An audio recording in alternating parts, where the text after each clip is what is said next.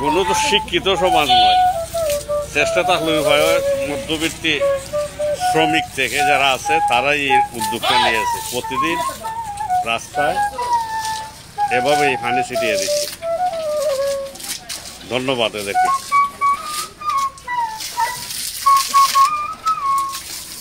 DC গ্রামের কোনো সংগঠন নয়, কোনো শিক্ষিত সমাজ নয়, গরিব মেহনতি মানুষরা এই উদ্যোগটা নিয়েছে। এই মহৎ উদ্যোগের জন্য এদেরকে ধন্যবাদ। প্রতিদিন নিক এই করার সময় রাস্তায় পানি ছিটিয়ে দিচ্ছে।